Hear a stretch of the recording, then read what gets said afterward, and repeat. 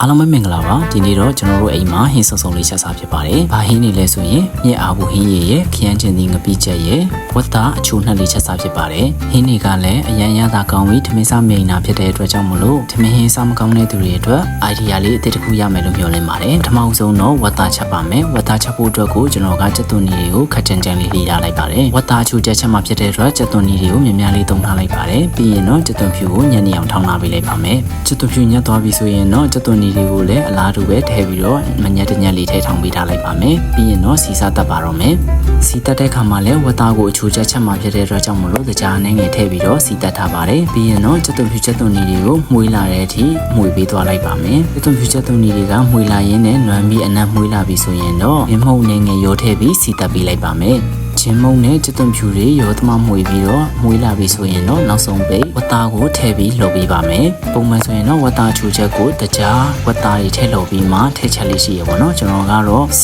ရဲကိုတကြားထည့်လိုက်တဲ့အခါမှာဝတ်သားထည့်မှုေးမယ်ဆိုရင်ပေါက်တက်တာဖြစ်တဲ့အတွက်ကြောင့်မလို့ယခုနီလေးကိုပဲသုံးပြီးတော့ချက်လိုက်ပါတယ်။ဝတ်သားကတော့ရေခဲနေတဲ့အတွက်ကြောင့်မလို့စုံစည်းရည်လေးနဲ့ငယ်ထည့်ပြီးတော့မှဝတ်သားတွေနူလာအောင်ချက်ပေးလိုက်ပါတယ်။ဝတ်သားတွေအနေငယ်ချက်လာပြီဆိုရင်တော့အယောင်လှဖို့အတွက်ကိုပင်ငပြရေကျဲအနေငယ်ထည့်ပေးလိုက်ပါတယ်။ပုံမှန်ဆိုရင်တော့ကျွန်တော်ကပင်ငပြရေအကျဲကိုအဖြစ်ကိုထည့်သုံးပါတယ်။အခုတစ်ခါမှာတော့အယောင်ဖြော့ဖြော့လေးလိုချင်တဲ့အတွက်ကြောင့်မလို့ပင်ငပြရေအကျဲကိုပဲသုံးလာပါတယ်။ပြီးရင်တော့အရသာအတွက်စားနဲ့ကြက်သားမုံနဲ့ငယ်ထည့်ပြီးတော့မှပထမတရေကိုစီပြန်အောင်တည်လာပေးလိုက်ပါမယ်။ပထမတရေကရေခန်းစားပြုတ်ပြီးတော့စီပြန်လာပြီဆိုရင်တော့နောက်တရေထည့်ချက်ပါမယ်။စုံစည်းရေထပ်ထည့်ပြီးတော့ဝတ်သားကိုမြုပ်နေတဲ့အထိတည်ပေးသွားလိုက်ပါမယ်။ဝတ်သားကိုတော့ကျွန်တော်ကမမတင်တင်လေးစားမှဖြစ်တဲ့အတွက်ကြောင့်မို့လို့နှစ်ရေပဲသုံးပြီးချက်ထားပါတယ်။အကယ်၍ကိုကဝတ်သားကိုလုံးဝနူးတဲ့အထိချက်စားမယ်ဆိုရင်တော့သုံးရေလောက်အထိတည်ပြီးတော့မှစားပြီးလို့ရပါတယ်။အုပ်ပြီးတည်လာပေးရင်းနဲ့ဝတ်သားတွေကတဖြည်းဖြည်းစီပြန်စားပြုတ်လာပြီဆိုရင်တော့အဆက်မပြတ်မှုေးပေးရပါမယ်။အောက်ကအိုးဝါကတ်တဲ့အတွက်ကြောင့်မို့လို့တတိထားပြီးတော့တေချာလေးမှုေးပေးဖို့လိုပါတယ်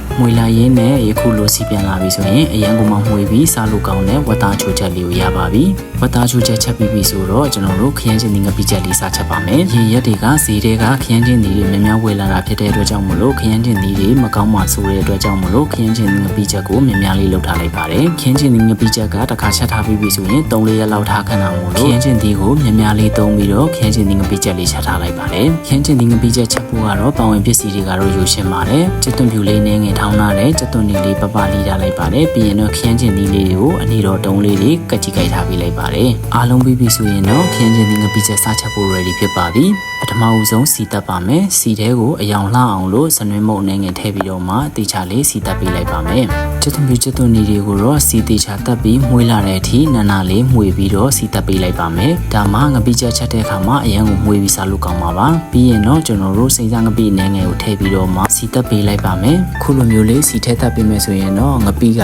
ပို့ပြီးတော့မှုေးသွားမှာပါ။စိမ့်စားငပိတွေမှုေးလာရင်းနဲ့ကြေသွားပြီဆိုရင်တော့အယောင်နဲ့မုတ်လေးထည့်ပြီးတော့စီတက်ပါမယ်။အယောင်နဲ့မုတ်မှုေးလာရင်းနဲ့အစိမ့်နဲ့နေပြောက်သွားပြီဆိုရင်တော့ကျွန်တော်တို့ခရမ်းချင်သီးထည့်ပြီးတော့ငပိချက်စားချက်ပါတော့မယ်။ခရမ်းချင်သီးတွေကိုတော့ငပိချက်ချက်မှဖြစ်တဲ့အတွက်တေချာလေးလိမ့်နေအောင်လို့စိတ်ရှိလက်ရှိနဲ့တည့်သွားပြီးလိုက်ပါမယ်။ခရမ်းချင်သီးငပိချက်ကခရမ်းချင်သီးတွေကိုအဖက်တွေလိမ့်တဲ့အထိတေချာလေးနာနာလေးချက်ပေးသွားမယ်ဆိုရင်အရန်ကမှမှုေးပြီးတော့အရန်ကိုစားလို့ကောင်းပါတယ်။ခရမ်းချင်သီးတွေထည့်မွေရင်းနဲ့ကျွန်တော်တို့အရာသာထည့်ပါမယ်။အရာသာတော့ကကြတော့အချိုမှုန့်နဲ့ငယ်စားနဲ့ငယ်နဲ့ကြက်သားမှုန့်နဲ့ငယ်ကိုထည့်ပြီးတော့ရောသမမှုေးပေးလိုက်ပါတယ်။ခရမ်းချင်သီးတွေကများတဲ့အတွက်ကြောင့်မို့လို့ကျွန်တော်တို့စိတ်ရှိလက်ရှိနဲ့တေချာလေးတည့်ပေးသွားလိုက်ပါမယ်။ယခုလိုမျိုးအစမ်းမပြတ်မှုေးလာရင်းနဲ့ခရမ်းချင်သီးတွေကလည်းတဖြည်းဖြည်းလိမ့်လာတာကိုတွေ့ရပါပါ။ခရမ်းချင်သီးငပိချက်ကအနှစ်ကတီးကအသက်ဖြစ်တဲ့အတွက်ကြောင့်မို့လို့ခရမ်းချင်သီးတွေကိုအဖက်တွေလိမ့်တဲ့အထိတေချာလေးညံ့နေအောင်မှုေးပေးသွားလိုက်ပါမယ်။ခင်းချင်းသီးငပိချက်ချက်တဲ့နေရာမှာစီကိုလည်းများများလေးသုံးသွားပေးလိုက်ပါတယ်။ဘာလို့လဲဆိုတော့ရေရှည်အထားခံအောင်လို့ပါ။ခင်းချင်းသီးငပိချက်ကိုစီများများလေးနဲ့ချက်စားမယ်ဆိုလို့ရှိရင်ရေရှည်လည်းအထားခံတယ်လို့စားလို့လည်းကောင်းတဲ့အတွက်ကြောင့်မို့လို့တေချာလေးစိတ်ရှည်လက်ရှိနဲ့ချက်ပေးရပါတယ်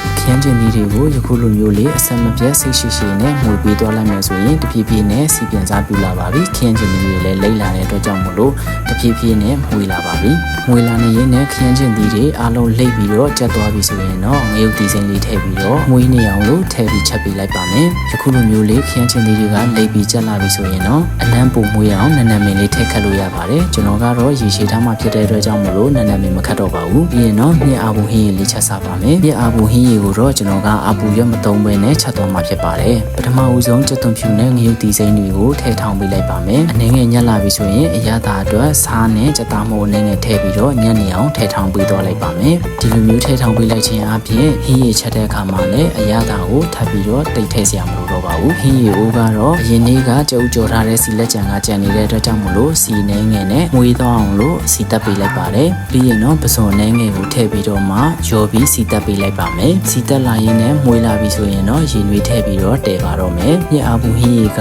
မိုးရင်းနဲ့လည်းလိုက်ဖက်တဲ့အတွက်ကြောင့်မလို့လိုက်ချက်စားကြည့်ဖို့အကြံပြုပါတယ်နော်တည်လာရင်းနဲ့ရေနှဲငယ်ဆူလာပြီဆိုရင်တော့စိမ့်စားကပိနှဲငယ်ကိုထည့်ပြီးတော့မှဆူတဲ့အထိကြိုပေးလိုက်ပါမယ်